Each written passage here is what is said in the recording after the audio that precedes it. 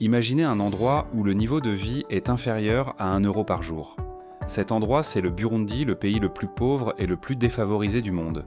Les habitants du Burundi vivent avec la somme d'argent qu'un Américain pourrait dépenser en une seule journée ou qu'un Espagnol utiliserait en une semaine. Considéré comme c'est le cœur de l'Afrique, le Burundi manque de logements, d'électricité et d'internet. Les vélos y sont vus comme des véhicules de luxe et, chose fascinante, les femmes peuvent porter presque n'importe quoi sur leur tête. Les bananes sont omniprésentes au Burundi, on les retrouve même dans leur bière, une boisson qui vous fera sans aucun doute exploser les papilles.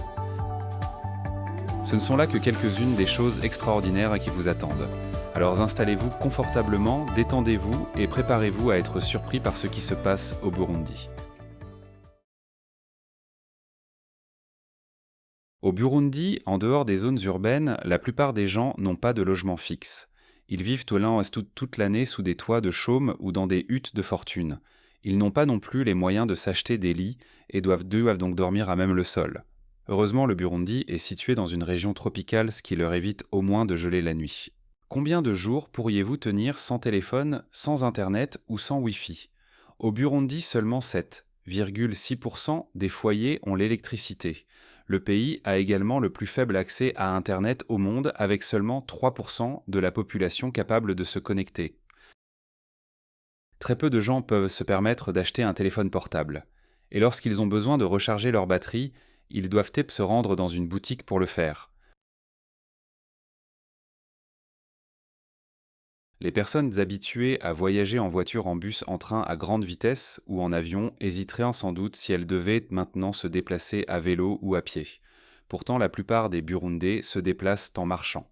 Très peu de foyers dans ce pays possèdent un vélo.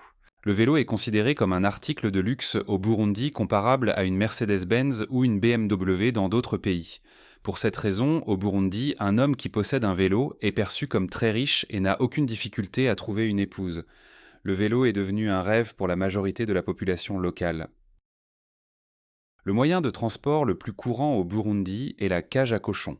Ce type de véhicule n'a pas de siège et coûte environ 10 centimes d'euros pour un seul trajet. Cependant, la plupart des gens préfèrent ne pas l'utiliser. Ils choisissent de marcher plus de 10 km plutôt que de monter à bord. Le Burundi ne dispose pas de réseau ferroviaire surélevé. Même les routes pavées et bétonnées sont assez rares, la plupart étant des chemins de terre qui deviennent très boueux lorsqu'il pleut. Pouvez-vous imaginer vivre dans un endroit où la marche est la norme et où un simple vélo est un objet de luxe ? Dites-moi dans les commentaires comment vous vous sentiriez en vous adaptant à ce mode de vie ou si vous avez déjà visité un pays où les transports sont un tel défi.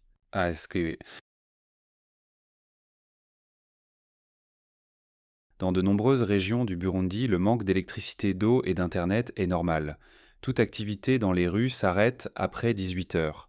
Vous ne trouverez aucun supermarché ouvert ni aucune boutique pour acheter de l'eau et en vous promenant dans la ville, vous aurez l'impression d'être dans une campagne reculée à cause de l'obscurité qui enveloppe tout. Jessica, une voyageuse allemande, raconte: Quand je suis arrivée au Burundi, j'ai séjourné dans une petite auberge qui n'avait pas d'électricité la plupart du temps. La nuit, l'obscurité était totale et les rues devenaient complètement silencieuses après 18 heures. Je n'étais pas habitué à cet arrêt complet de toute activité. Pas de vendeurs de rue, pas de magasins ouverts, et trouver de l'eau en bouteille était presque impossible.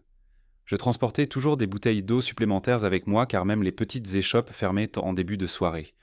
Le manque d'internet rendait également difficile la navigation en ville ou même la communication avec les habitants, donc je devais souvent compter sur des cartes hors ligne ou simplement demander mon chemin pendant la journée. Rachel, une enseignante du Royaume-Uni, a vécu une expérience similaire. En séjournant dans une région reculée du Burundi, il n'y avait souvent pas d'eau courante. Nous devions aller chercher de l'eau à un puits voisin et parfois l'eau n'était pas potable sans l'avoir fait bouillir au préalable. Un jour, il y a eu une coupure de courant de plus de 48 heures et c'était difficile car nous ne pouvions ni faire bouillir l'eau ni cuisiner facilement. Cela m'a fait réaliser à quel point je tenais pour acquises les commodités de base chez moi. Même à Bujumbura, Internet était au mieux sporadique et une fois la nuit tombée, il n'y avait ni vie nocturne ni activité en soirée. La ville semblait disparaître après le crépuscule. Si vous prévoyez de voyager dans les pays pauvres d'Afrique, soyez préparés à cela en arrivant au Burundi. Quant à moi, en partant, je me suis surpris à regretter beaucoup de choses qui ressemblaient à des contes de fées qui n'existe qu'en Afrique. Vous ne le savez peut-être pas, mais le Burundi peut être considéré comme le seigneur des retards. Kaistung Kit Kotsadera, car ici, le temps n'est qu'un chiffre. Avant de vous en révéler la raison, si vous pouvez m'aider d'une quelconque manière, prenez juste 10 secondes pour cliquer sur le bouton d'abonnement et activer la cloche de notification pour être toujours les premiers à recevoir nos nouvelles vidéos et notre contenu passionnant. Et si vous le faites, je ferai tout mon possible pour rendre cette émission encore meilleure pour vous. Si quelqu'un se rend au Burundi ou dans d'autres pays d'Afrique de l'Est pour travailler dans un bureau et suivre l'horaire de l'entreprise, il lui faudra un certain temps pour bien comprendre la culture du temps dans ce pays. Si vous fixez un rendez-vous avec un partenaire et que vous l'entendez dire « j'arrive », cela signifie que vous le verrez dans environ 1 à 2 heures. Lorsque vous allez au restaurant et que vous avez fini de commander, vous pouvez vous attendre à patienter au moins 30 minutes. Si le serveur vous dit « encore 5 minutes », cela signifie « 20 minutes » ou plus. Dans certains restaurants, vous pourriez devoir attendre jusqu'à 2 heures avant que votre plat ne commence à être servi. Je chante souvent en plaisantant « ne croyez pas ce que disent les Burundais en attendant mon repas pour cette raison ». À quoi ressemble la vie dans un pays où plus de 70% de la population souffre de malnutrition? Et qu'est-ce qui pourrait bien les aider à sortir de ce cycle? Au Burundi, la majorité de la population vit avec moins d'1 euro par jour. Oui, vous avez bien entendu. Avec un produit intérieur brut par habitant d'environ 830 euros par an, le Burundi se classe parmi les pays ayant le PIB par habitant le plus bas du monde. Pour vous donner une idée, cela signifie qu'un Burundais survit avec ce qu'un Américain pourrait dépenser en une seule journée ou ce qu'un Espagnol utilise en une semaine. Comparez cela aux États-Unis où le PIB par habitant s'élève à environ 74 000 euros par an ou à l'Espagne où il avoisine les 28 000 euros par an. Cela signifie que beaucoup ne peuvent pas s'offrir les produits de première nécessité comme la nourriture, les soins de santé ou l'éducation. Plus de 70% de la population souffre de malnutrition et l'espérance de vie atteint à peine 50 ans. En comparaison, les Américains et les Européens ont une espérance de vie moyenne de plus de 75 ans avec un accès à de bien meilleurs systèmes de santé. La situation devient encore plus difficile lorsqu'on examine l'économie du Burundi qui dépend fortement de l'agriculture représentant 40% du PIB du pays. Les routes, les établissements de santé et les écoles ont un besoin criant de développement, mais avec des ressources limitées et une gouvernance inefficace, de réels progrès semblent hors de portée. Le Burundi reste fortement dépendant de l'aide étrangère pour couvrir des besoins essentiels comme la sécurité alimentaire et les soins de santé. Peut-être que beaucoup d'entre nous, en regardant des images de femmes africaines, se demandent encore pourquoi leurs cheveux sont si crépus et si courts. En réalité, de nombreuses filles locales rêvent d'avoir des cheveux longs, lisses ou ondulés. Cependant, le fait est que 100% des personnes africaines non métissées ont des cheveux très frisés qui ne mesurent qu'1 à 2 cm de long près du cuir chevelu. Par conséquent, si vous voyez des filles avec des cheveux tressés ou coiffés, il s'agit souvent d'extensions ou de perruques. La plupart des perruques sont pré-tressées à partir de fils de nylon qui sont moins chers et plus courants. Les femmes au Burundi qui travaillent dans des bureaux dépensent souvent une part importante de leurs revenus pour la coiffure et l'achat de perruques, parfois jusqu'à 1/4 de leur salaire mensuel. Mais leurs cheveux ne sont pas la seule chose qui captive l'attention au Burundi. Les femmes ici marchent très droit car elles transportent des objets très lourds sur leur tête comme des bidons d'eau ou des seaux de béton sur les chantiers de construction. Dans les régions montagneuses du Burundi, les gens peuvent porter des charges lourdes allant jusqu'à 70% de leur poids corporel. Pour réduire la friction entre les objets et leur tête, les Burundais ont un secret spécial. Ils placent un morceau de tissu en forme d'anneau ou de boule sur leur tête avant d'équilibrer les objets lourds. Ceux qui visitent Zafijnandi, cette région pour la première fois, seront surpris de voir des groupes de femmes transporter sans effort des bidons d'eau de 30 litres sur les routes sinueuses des Has Plateaux. Elles marchent le long du chemin, s'arrêtant pour regarder en bas puis en haut et continuent comme si de rien n'était sur leur tête. Elles peuvent équilibrer les bidons d'eau en montant une côte, en chantant et parfois même en dansant de joie. Il n'était pas étonnant que le Burundi soit connu comme le pays du million de sourires.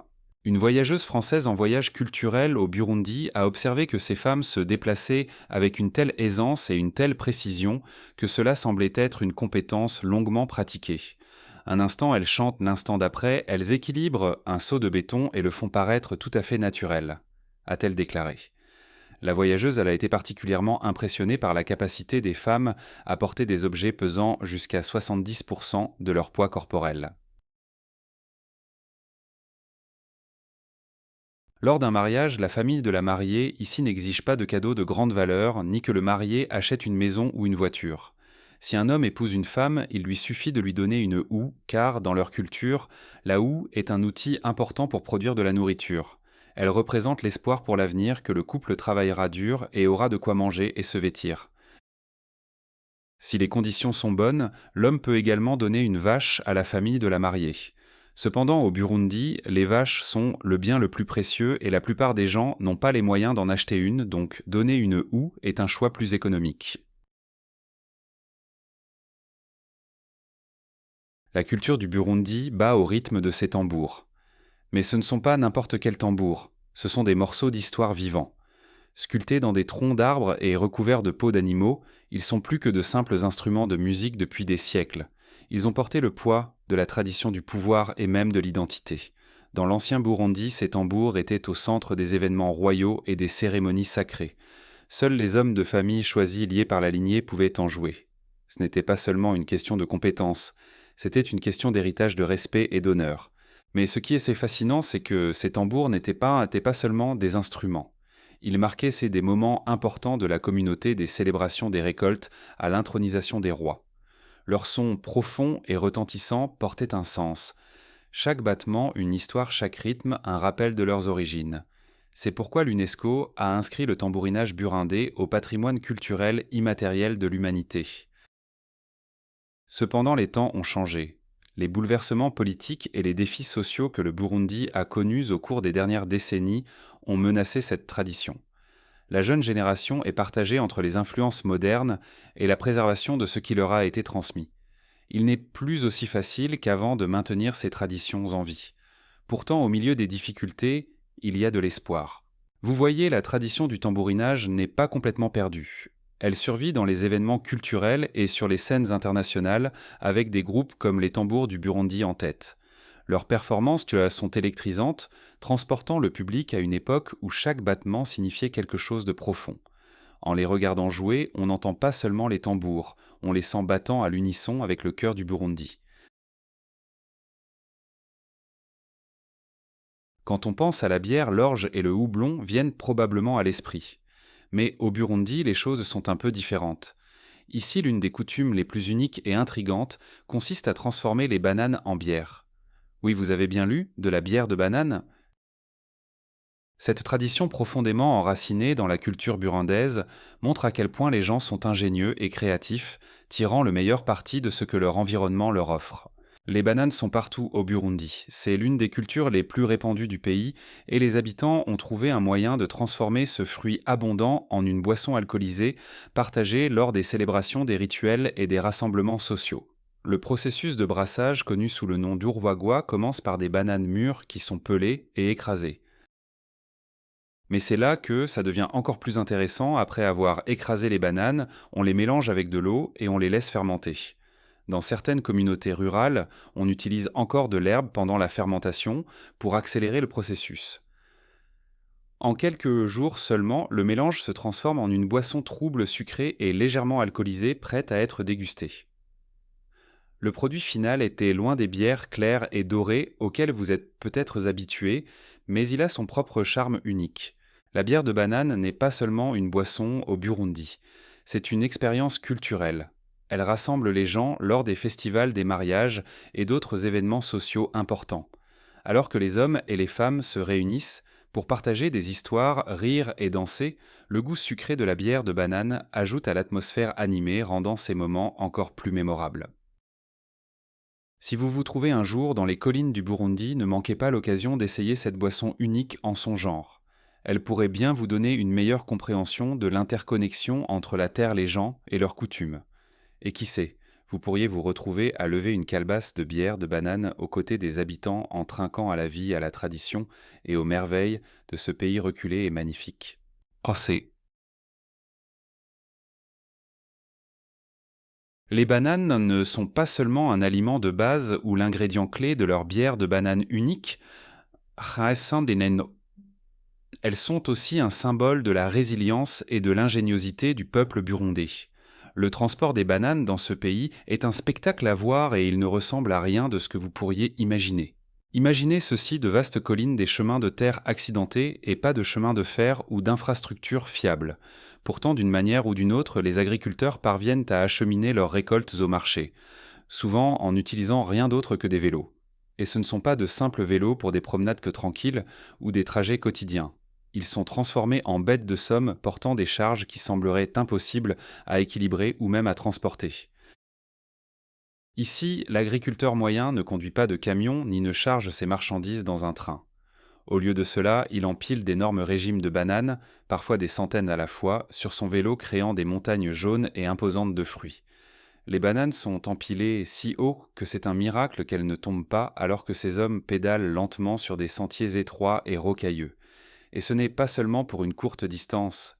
Ces agriculteurs parcourent des kilomètres souvent sur des collines escarpées et à travers des vallées avec pour seule force leur détermination et leur pure force physique. Observer ce processus, c'est presque assister à une forme d'art.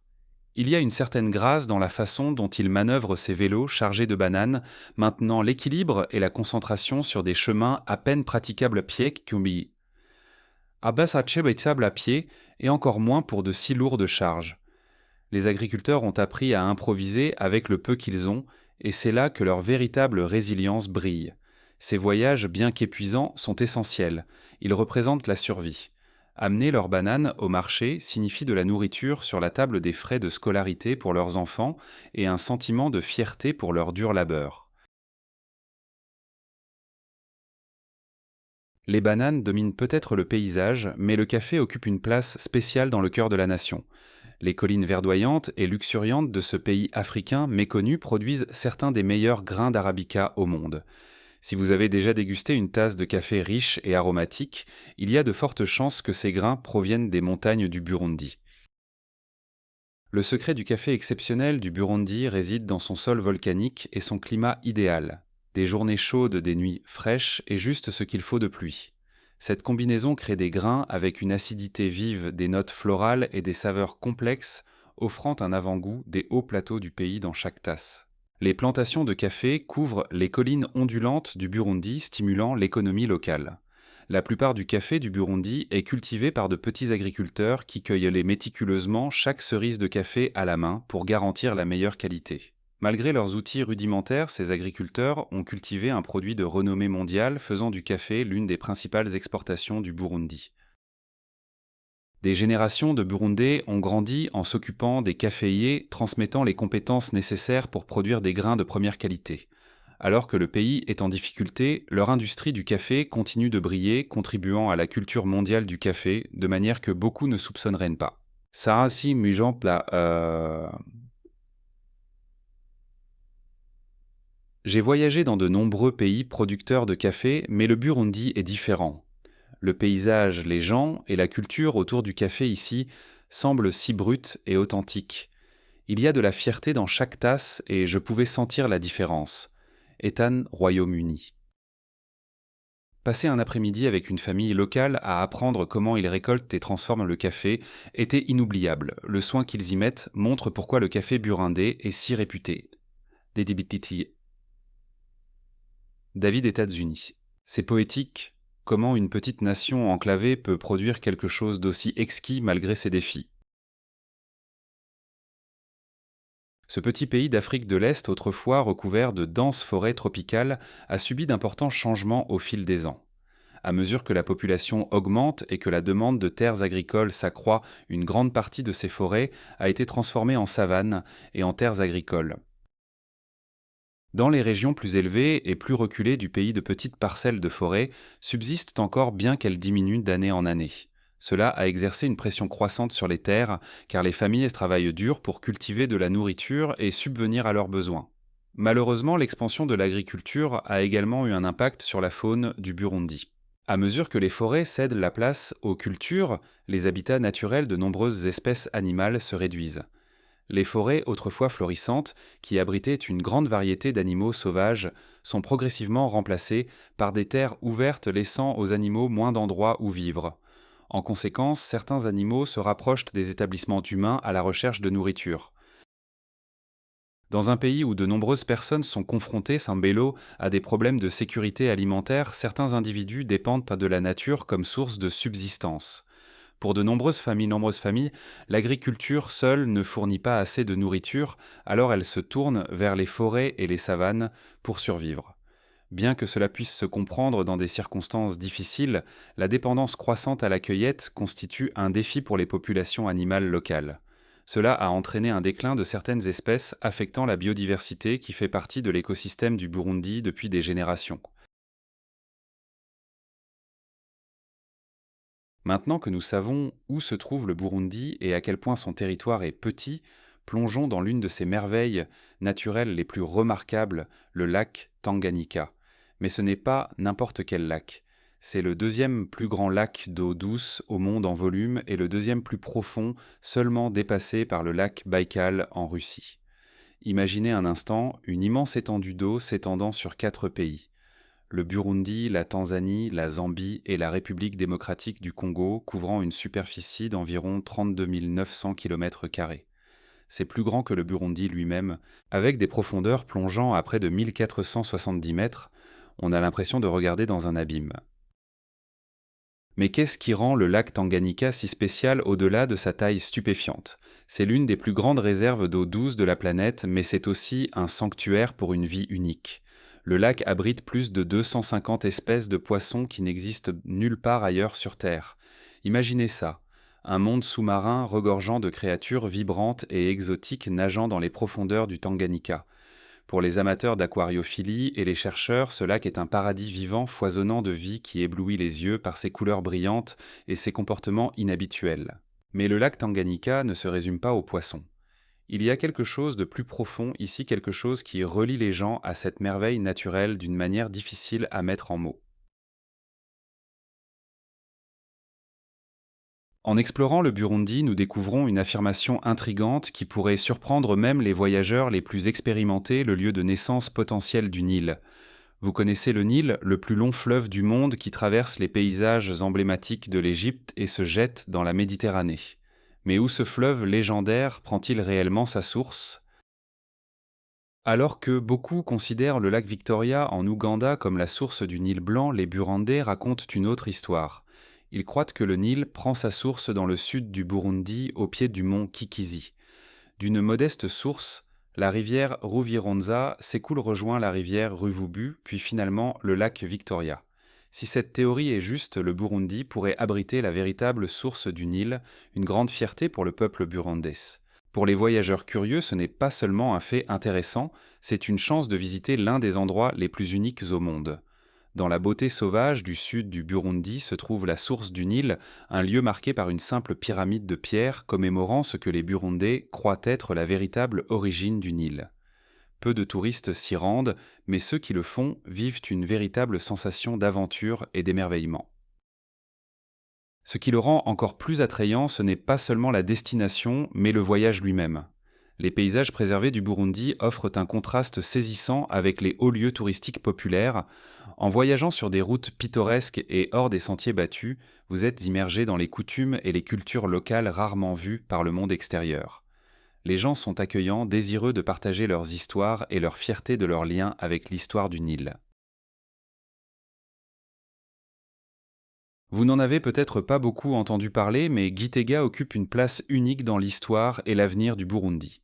Fait intéressant, le pays fonctionne désormais avec 2 capitales, Gitega qui sert de cœur politique, tandis que Bujumbura reste la puissance économique. Mais pourquoi ce changement? Gitega n'a pas été choisi par hasard. Pendant la période coloniale sous la domination allemande puis belge, Gitega était déjà considéré comme un point stratégique en raison de sa situation centrale au cœur du pays. Étant niché en plein milieu du Burundi, il était logique que le gouvernement la choisisse comme capitale politique en 2018 sous la présidence de Pierre Nkurunziza. La décision faisait partie d'un plan plus large visant à décentraliser le pouvoir et à promouvoir la croissance en dehors de Bujumbura qui avait historiquement été le centre névralgique des activités politiques et économiques.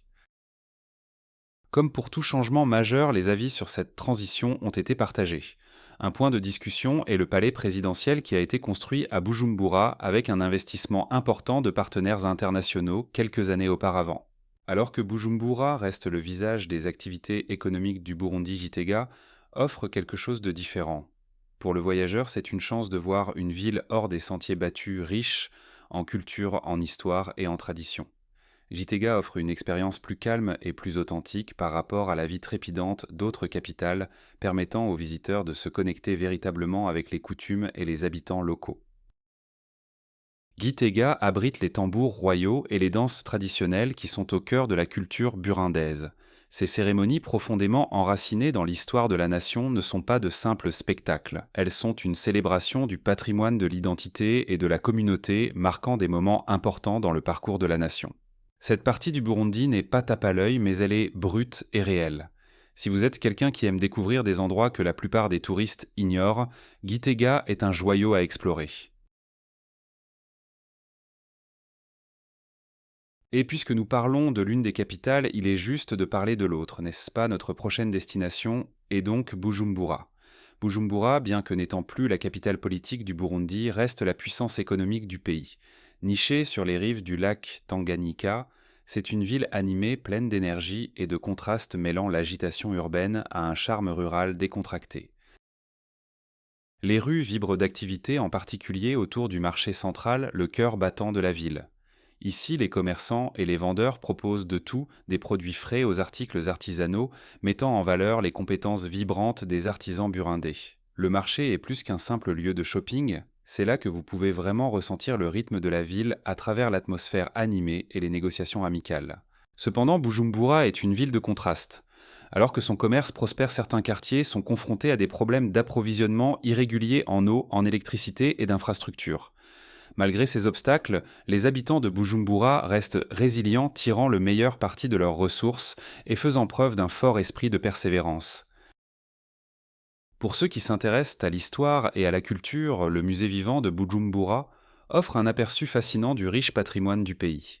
Avec des expositions allant des artefacts anciens aux reconstructions de villages traditionnels, c'est une manière immersive de comprendre les coutumes et l'histoire qui façonnent l'identité du Burundi. Ce musée est une visite incontournable pour quiconque cherche une connexion plus profonde avec la culture locale. L'absence de chemin de fer au Burundi est un exemple frappant de ces infrastructures limitées. C'est l'un des rares pays au monde sans une seule ligne de chemin de fer, faisant des routes le principal mode de transport. Cependant, ces routes ont souvent besoin d'être améliorées, ce qui peut ralentir les déplacements et rendre la vie quotidienne plus difficile pour les Burundais. Le transport de marchandises, les trajets quotidiens et le commerce avec les pays voisins comme la Tanzanie et le Rwanda deviennent plus difficiles et coûteux, ce qui affecte les prix des produits de première nécessité. Malgré ces obstacles, les Burundais ont fait preuve d'une incroyable capacité d'adaptation. Les bus, les motos et les vélos maintiennent le pays en mouvement, démontrant l'ingéniosité et la résilience de la population. Bien que la situation soit loin d'être parfaite, ils parviennent à transformer les défis en opportunités, maintenant leur vie et leur économie en fonctionnement. Il existe des projets de construction d'un chemin de fer qui reliera le Burundi à ses voisins, ce qui pourrait transformer le commerce et les voyages dans la région. Cependant, ces projets sont confrontés à des retards dus à des obstacles politiques et financiers. Pour les voyageurs, l'infrastructure du Burundi, ou son absence, offre une aventure unique. Sans train et avec des commodités modernes limitées, explorer le Burundi signifie naviguer à travers des villages reculés et des paysages à couper le souffle et intacts. C'est une expérience brute et authentique qui vous rapproche des gens et de leur mode de vie. Les voyageurs se retrouvent souvent à utiliser les mêmes bus ou motos bondés que les habitants, ayant un aperçu de première main de leurs défis quotidiens. Bien que ce ne soit pas toujours confortable, c'est certainement authentique. Avant de nous plonger plus profondément dans les merveilles du Burundi, il est essentiel de comprendre la riche histoire qui a façonné cette petite mais fascinante nation africaine. Contrairement à de nombreux pays africains dont les frontières ont été tracées arbitrairement par les colonisateurs européens, les frontières du Burundi reflètent une histoire beaucoup plus ancienne et profondément enracinée. La région, telle que nous la connaissons aujourd'hui, a été formée sous la monarchie burundaise des siècles avant l'arrivée des puissances européennes. Au premier jour du Burundi, trois grands groupes, Tasset et Jomenyo, les Hutus et les Tutsis, partageaient la terre parfois en harmonie et parfois en compétition. Ces groupes ont pas constitué le fondement de la société burundaise, chacun contribuant à un mélange unique de culture et de gouvernance. Cependant, l'arrivée de la colonisation européenne à la fin du XIXe siècle a entraîné des changements importants dans la trajectoire de la nation. L'Allemagne a été la première à revendiquer le Burundi aux côtés du Rwanda et de la Tanzanie, formant ce que l'on appelait l'Afrique orientale allemande. Cependant, le contrôle de l'Allemagne fut de courte durée. Après la Première Guerre mondiale, lorsque l'Allemagne a perdu ses colonies, le Burundi est passé sous administration belge qui gérait déjà le Congo belge voisin. Cette transition en 1916 a déclenché une série d'événements qui allaient façonner l'avenir du Burundi. L'administration belge a introduit des politiques qui favorisaient certains groupes pour les postes de direction, ce qui a eu un impact sur l'équilibre social. Ces politiques ont eu des effets à long terme sur la dynamique sociale de la nation, créant des complexités que le Burundi continuerait de gérer tout au long de son histoire. Lorsque le Burundi a obtenu son indépendance en 1962, le pays a été confronté à divers défis typiques de nombreuses nations nouvellement indépendantes. Bien qu'il y ait eu de l'optimisme pour un nouveau départ, des difficultés politiques sont rapidement apparues. Au fil du temps, ces défis se sont accrus au début des années 1990. Malgré ces obstacles, l'histoire du Burundi n'est pas seulement une histoire de difficultés, mais aussi de résilience. Le peuple burundais continue de travailler à la paix, à la reconstruction de sa société et à la préservation de son riche patrimoine culturel. Le Burundi, un petit pays enclavé au cœur de l'Afrique, offre une expérience géographique unique. Bordé par le Rwanda, la Tanzanie et la République démocratique du Congo, il se situe au carrefour de l'Afrique centrale, avec le lac Tanganyika définissant sa frontière occidentale. Ce lac, avec ses eaux cristallines et ses environs spectaculaires, est l'une des caractéristiques les plus étonnantes du Burundi. La diversité des paysages du pays pourrait vous surprendre. Au centre, les montagnes de la crête Congo-Nil s'élèvent à plus de 2600 mètres, souvent enveloppées de brume, créant une atmosphère mystérieuse. À une courte distance de là, le terrain descend brusquement vers le lac Tanganyika, où l'altitude diminue à environ 800 mètres.